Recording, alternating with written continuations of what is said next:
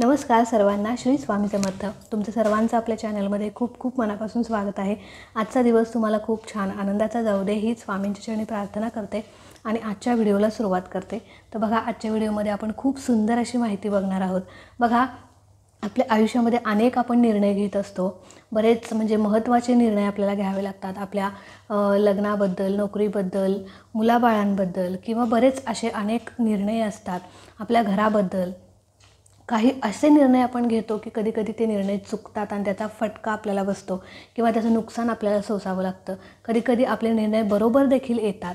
पण अशा एका टप्प्यावर आपण येतो आणि असा एक प्रश्न आपल्या मनात येतो की बाबा, या प्रश्नाचं मला योग्य उत्तर भेटे ना, मी हे केलं तर हे होईल, नाही केलं तर ते होईल, असं त्या प्रश्नाचं योग्य उत्तर किंवा ठाम निर्णय आपल्याला मिळत नाही.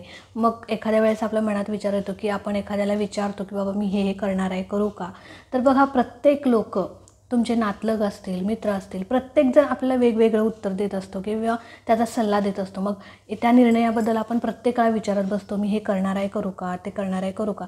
मग प्रत्येकाचा निर्णय योग्यच असेल असं नाही आणि प्रत्येकाचा जो काही सल्ला असतो तो आपल्यासाठी चांगलाच असेल असं नाही.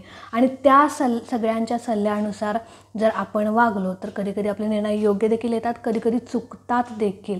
आणि आपल्या डोक्यामध्ये एक वेगळंच कन्फ्युजन तयार होतं, ह्याने हे सांगितलं आहे, त्याने ते सांगितलं आहे, आणि असं बरेच आपण मग डोक्यात प्रश्न घेऊन बसतो. मग मी आता काय करू, असं मोठा प्रश्नचिन्ह आपल्यासमोर येतं.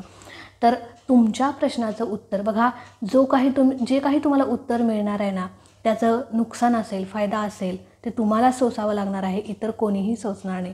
म्हणून आपल्या प्रश्नाचं उत्तर आपल्याला योग्यच मिळावं असं तुम्हाला जर वाटत असेल तर तुम्ही डायरेक्ट आपल्या स्वामींना तुमचा प्रश्न विचारू शकता आणि आपले स्वामी जे आहे ते तुम्हाला नक्कीच योग्यच उत्तर देतील, यात काही शंका नाही. आणि जे पण उत्तर देतील ना, ते आपल्यासाठी योग्यच असतं, आपल्या फायद्याचं असतं. हे मला सांगायचं होतं. म्हणून तुमच्या आयुष्यामध्ये जो काही तुम्हाला प्रश्न पडलेला आहे, जर तुम्हाला एखादं स्थळ आलेलं आहे, त्या स्थळाबद्दल तुम्हाला काही प्रश्न आहे, हे स्थळ, मी या स्थळाला हो म्हटलं तर माझा संसार सुखाचा होईल का, किंवा हे स्थळ माझ्यासाठी योग्य आहे की नाही.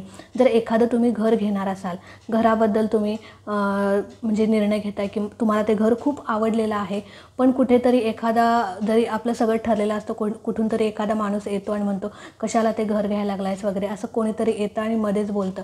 परत आपला निर्णय कुठेतरी हालतो, डगमगतो, आणि पण आपल्या मनामध्ये तर ते घर बसलेलं असतं. मग काय करावं कळत नाही, याचं ऐकावं की आपल्या मनाचं ऐकावं कळत नाही. म्हणून तुम्ही तुमचा जो काही प्रश्न आहे तो डायरेक्ट महाराजांना विचारा.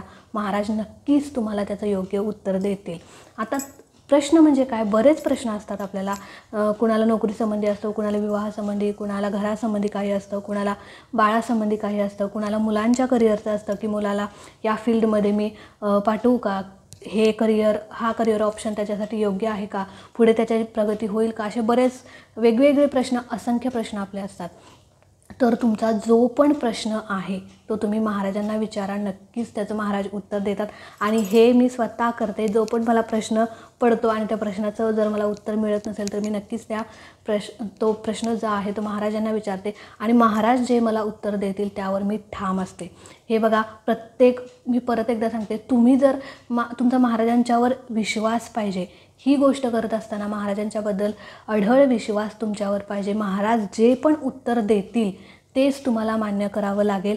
नाहीतर उत्तर एखादी गोष्ट तुमच्या मनात आहे, पण आपण करून बघूया काय होतं ते होतं आहे, आणि जर उत्तर तुमच्या मनाविरुद्ध आलं तर महाराजांचा तुम्ही असं झालं की तुम्ही महाराजांच्यावर विश्वास नाही, करूया, महाराज काय नाही म्हणतायत, आपण करूयाच, तर हे पूर्णपणे चुकीचं आहे. महाराज ज्यावेळी एखादी आपल्याला उत्तर देतात ते आपल्या भल्यासाठी असतं. तर बघा, ज्यावेळी महाराज आपल्या अक्कलकोटमध्ये होते ना, सगुण रूपामध्ये, त्यावेळी अनेक असंख्य भक्त त्यांना त्यांचे प्रश्न घेऊन, गाऱ्हाणे घेऊन त्यांच्या पुढे यायचे आणि महाराज त्यांना योग्य ते उत्तर द्यायचे.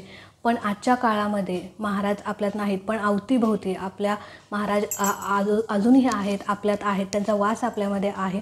तर आपणही त्यांना आपले प्रश्न विचारू शकतो. तर आता काय करायचं, कसं, जास्त वेळ घेत नाही, तर आता काय करायचं बघा, तुमचा जो पण प्रश्न आहे तुम्हाला आता महाराजांना विचारायचा आहे, तर कधी विचारू शकता, कोणत्याही दिवशी तुम्हाला जर प्रश्न पडला त्या दिवशी, त्यावेळी तुम्ही महाराजांना प्रश्न विचारू शकता. आता कौल प्रश्न विचारू शकता म्हणजे काय, आपण एवढे मोठे नाही की महाराजांना आपण प्रश्न विचारू, आपण कौल लावायचा, महाराजांना कौल लावायचा आणि जो काही महाराज कौल देतील त्यावर आपण ठाम असलं पाहिजे. तर बघा तुम्हाला काय करायचं आहे, तुम्हाला अशी दोन चिठ्ठ्या घ्यायच्या आहेत. तर अशा प्रकारे तुम्हाला चिठ्ठ्या घ्यायच्या आहेत आणि चिठ्ठ्या ज्या आहेत त्या तुम्हाला एकसारख्या घ्यायच्या आहेत. म्हणजे दोन्हीही कागद जे आहेत तुम्हाला एकसारखेच घ्यायचे आहेत.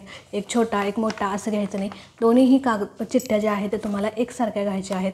आणि तुमचा जो पण प्रश्न आहे, आता समजा मी उदाहरणार्थ सांगते, तर तुम्हाला एखादं घर घ्यायचं आहे. आता घर घ्यायचं आहे तर तुम्हाला तुमच्या मनात प्रश्न पडला आहे की मी हे घर घेऊ की नको, हे घर माझ्यासाठी चांगलं असेल की नाही, म्हणजे ह्या घरामध्ये काही वाईट तर नसेल ना, म्हणजे असं तुमच्या मनामध्ये प्रश्न पडला आहे. तर तुम्ही डायरेक्ट महाराजांना विचारा, डायरेक्ट विचारायचं की तुमचा आता घरासंबंधी प्रश्न आहे. तर तुम्ही त्या चिठ्ठीवरती तुम्ही लिहायचं आहे की पहिल्यांदा इथं वरती बघा मी इथं लिहिलेलं आहे, पहिल्यांदा इथं श्री स्वामी समर्थ लिहायचं. दोन्हीही चिठ्ठ्यांवरती तुम्हाला श्री स्वामी समर्थ वरती लिहायचं आहे. त्यानंतर तुम्हाला तुमचा प्रश्न लिहायचा आहे. प्रश्न लिहिला नाही तरी चालेल, महाराज आपले सगळे जाणतात, त्यामुळे तुम्ही तुमचा प्रश्न लिहिला नाही तरी चालेल, लिहिला तरी चालेल. आता तुम्हाला पहिल्यांदा श्री स्वामी समर्थ लिहायचं आहे, त्यानंतर तुमचा जो काही प्रश्न आहे तो लिहायचा आहे आणि त्यानंतर एका चिठ्ठीवरती होय लिहायचं आहे आणि एका चिठ्ठीवरती नाही लिहायचं आहे. बघा अशा प्रकारे आता ही चिठ्ठी आहे आणि ही दुसरी चिठ्ठी आहे. तर इथं मी वरती श्री स्वामी समर्थ लिहिलेलं आहे. एका चिठ्ठीवरती होय लिहिलेलं आहे, एका चिठ्ठीवरती नाही लिहिलेलं आहे. तर अशा प्रकारे 2 समान चिठ्ठ्या करायच्या आहेत आणि अशा प्रकारे तुम्हाला हे लिहायचं आहे. प्रश्न देखील तुम्ही लिहू शकता, मी परत सांगितलं. तर अशा प्रकारे दोन्हीही चिठ्ठ्या करायच्या आहेत आणि तुमचा जो काही प्रश्न आहे तो तुम्हाला सगळ्यात पहिले महाराजांच्या पुढे बसायचा आहे. बसताना एक आसन घ्यायचं आहे, धूप दीप अगरबत्ती लावायची आहे, दिवा प्रज्वलित करायचा आहे आणि त्यानंतर तुम्हाला त्या दोन्हीही चिठ्ठ्या आहेत त्या समान घडी करून घ्यायच्या आहेत. समान अशा प्रकारे घडी करायच्या, म्हणजे त्यांची चिठ्ठीची जी घडी आहे ती एकसारखी करायची, अजिबात कुठे छोटी मोठी असं काही करायचं नाही. समान घडी करून घ्यायची, एकसारखी घडी करून घ्यायची, दोन्ही चिठ्ठ्यांची एकसारखी घडी करून घ्यायची. तर इथे बघा या दोन्ही चिठ्ठ्या मी घेतलेल्या आहेत, दोन्हींची एकसारखी घडी केलेली आहे. एकसारखीच घडी करायची, छोटी मोठी अजिबात करायची नाही. त्यानंतर महाराजांच्या पुढे बसून धूप दीप अगरबत्ती आपण प्रज्वलित केलेली आहे. तर आता ह्या दोन्ही चिठ्ठ्या ज्या आहेत त्या महाराजांच्या चरणांशी ठेवायच्या आहेत. प्रत्येकाच्या घरामध्ये महाराजांचा फोटो मूर्ती असतोच, तर त्या फोटो पुढे मूर्ती पुढे महाराजांच्या चरणापाशी ह्या दोन्ही चिठ्ठ्या ठेवायच्या आहेत.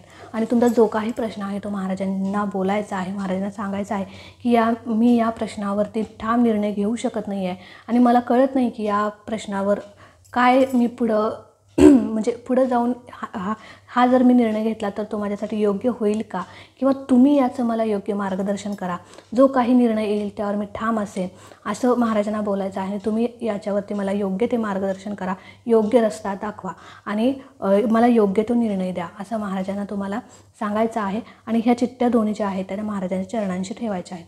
चरणांशी ठेवल्यानंतर तुम्हाला 11 माळी श्री स्वामी समर्थ मंत्राचा जप करायचा आहे. 11च माळी करायचा. बघा जिथे आपण अपेक्षा जास्त ठेवतो तिथे सेवासुद्धा तेवढी झाली पाहिजे. अपेक्षा जास्त आणि सेवा कमी कुठेतरी आपल्याला बघा तुमच्या मनाला तरी पटतं का? सेवेत कंजूसी करू नका. तुम्हाला 11 माळी करायच्या नाही आहेत तर तुम्ही 5 मिनटं घड्याळ लावा आणि 5 मिनटं अगदी शांतपणे घर संसार परिवार मुलं बाळं टेन्शन पैसा काहीच डोक्यात घ्यायचं नाही, नवरा बायको किंवा घरातलं काही वादविवाद काहीच डोक्यात घ्यायचं नाही. अगदी शांत मी आणि माझे स्वामी एवढंच डोक्यात घ्यायचं आणि 5 मिनटं फक्त नामस्मरण करायचं. अगदी मनापासून नामस्मरण करायचं, श्री स्वामी समर्थ श्री स्वामी समर्थ अशा प्रकारे मनापासून 5 मिनटं तुम्ही करा. आणि नामस्मरण करत असताना सुद्धा तुमच्या मनात हाच विचार असला पाहिजे की महाराज मला नक्कीच योग्य ते उत्तर देतील, महाराज माझ्या पाठीशी आहेत आणि जे महाराज मला उत्तर देतील त्यावर मी ठाम राहीन, असा विचार तुम्ही पॉझिटिव्ह विचार करायचा आहे.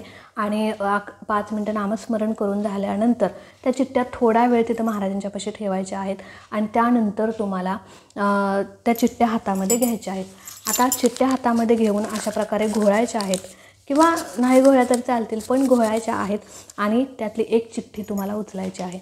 आता चिठ्ठी उचलल्यानंतर चिठ्ठी उघडून बघायची, त्या चिठ्ठीत जे काही आलेलं आहे त्यावर तुम्ही ठाम निर्णय घ्यायचा आहे किंवा त्यावरती ठाम असलं पाहिजे. बघा आता मी काय सांगितलं मग अशी तुम्ही घर घेणार आहे, तर घर घ्यायचं आहे असा तुमचा प्रश्न आहे, मी हे घर घेऊ का, हे माझ्यासाठी योग्य आहे का, असा तुमचा प्रश्न होता. तर त्या ठिकाणी होय आला असेल तर तुम्ही बिनधास्त घर घ्या, कुणाचंही काहीही ऐकू नका.